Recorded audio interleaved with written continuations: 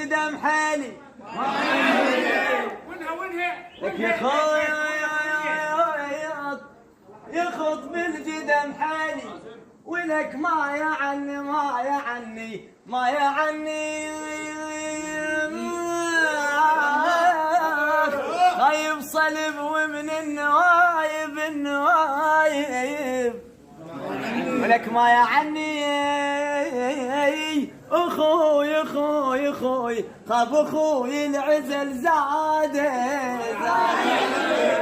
ولك ما يعني